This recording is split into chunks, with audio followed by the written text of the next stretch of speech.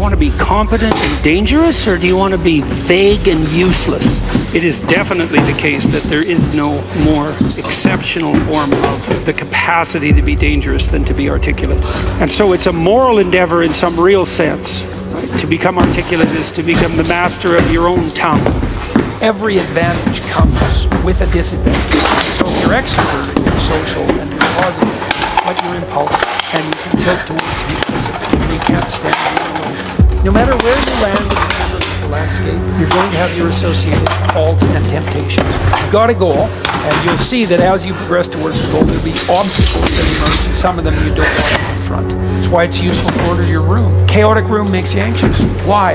Too many pathways, man. People don't really repress the things they don't want to face, they just fail to unpack them. You want a horizon of ever-expanding possibility. We're built to walk uphill, and when you reach the pinnacle of the hill, you want to stop and appreciate the vision, but the next thing you want is a higher hill in the distance. Beware of unintended consequences. It's like, oh no, this thing will just do what I want it to do and nothing else. It's like, no, it turns out that not only is what we want from each other the real thing, but that's also the adventure of your life. And so if you aren't truthful, and that means, unfortunately, especially at the beginning, when you start to be truthful, it means deeply coming to terms with your inadequacies in humility. So it's very painful. Without that, you don't have the adventure of your life. You have the role that you acquiesce to, and that'll take all the meaning out of your life. Good for you to go take your place in the world. Have some ambition, have a vision, have a goal, have a strategy. Try to be a good person, not because it's your duty precisely, because that's the proper way to live. You sit in your bed and say, okay, man, I'm ready to learn something. What's one thing I'm doing wrong that I know I'm doing wrong that I could fix? You meditate on that, you'll get an answer. You grow in proportion to the weight you take on voluntarily. And it's also true that we have no idea what the upper limit to that is. Fills us with enthusiasm, and that's experienced in relationship to a goal. And so in some sense, you want a goal that you can never attain. So you can always move closer to the goal that recedes as you move towards it. You think, well, that's frustrating. It's like Sisyphus pushing the rock uphill. But it's not, because as you pursue that goal, you put yourself together and your life does get better and richer and more abundant. And that's what you're doing. So you can continually move towards something that's more sublime and better. That's what you are. You're here to live, not to sleep. And the problem with the vision of Mai Tais on the beach is that, well, first of all, that's a vision of drug-induced unconsciousness. Second, it's only going to work for about a week. Third, you're going to be a laughingstock in a month and depressed and aimless and goalless. That's not. You want a horizon of ever-expanding possibility. And so it does happen to people because they've staked their soul on the attainment of an instrumental goal. The answer can't be, well, I'm going to live in the lap of luxury and never have to leave the faith. What do you want to be, a giant infant with a gold bottle? You never have to do anything but lay in your back and suck. It's like, you see the problem with that as a conceptualization. It's no, you want to be like an active warrior moving uphill with your sword in hand. And that's dynamic, that's exciting. People are afraid of the truth because often if you reveal it, it causes conflict in the moment. Telling the truth is definitely an adventure. Seeking for sure, but also telling. Another way of going about it is to just say what you think and see what happens. That's an adventure because you don't know what the outcome is going to be. So look, there's this old idea that it's necessary to have faith in the truth. And so here's a way of thinking about that. Someone asks you a question and you might think, well, here's the outcome I want, and so here's how I'm going to answer that question. So that's one way of approaching it. But another way of approaching it is, you ask me a question, I'm going to think about the answer, and I'm just going to tell you what I think.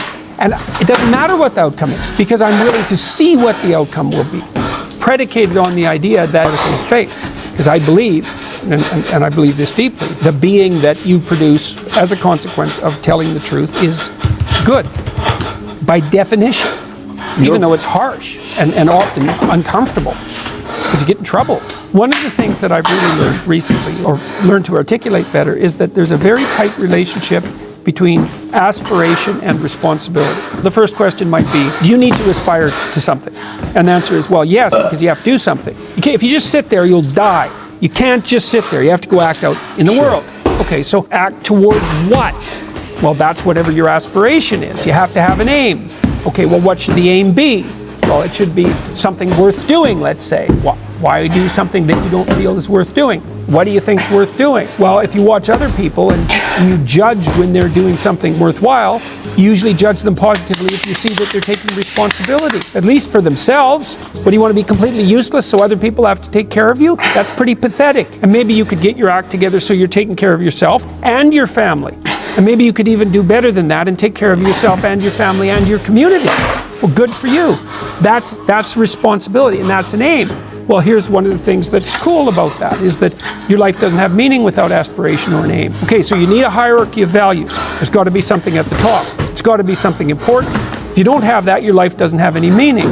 So if you criticize the hierarchy, or even the idea of hierarchy, you destroy the idea of aspiration, and then people have nothing. Well, that's not helpful. People are built for a struggle, and they're built for a weight, and you want to take on a heavy burden voluntarily. See if you can put yourself together. See what you can do out in the world while you're waiting to die. It's an all-in game. It better be worthwhile. Belief-regulated emotion.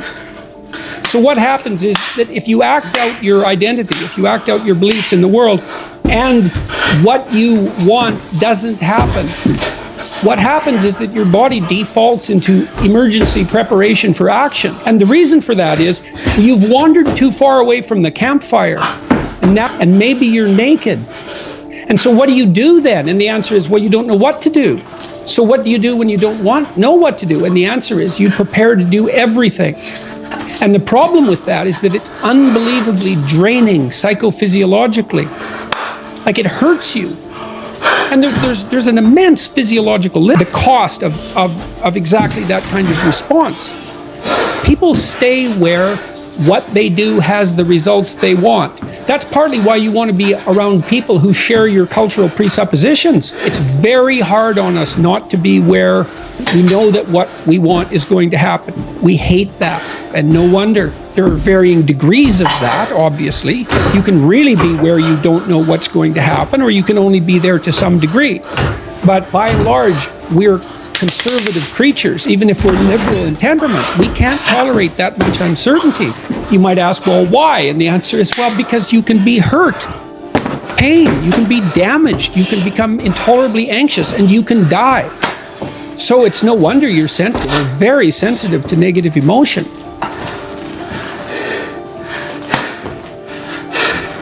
Is that it? Like and subscribe, gentlemen.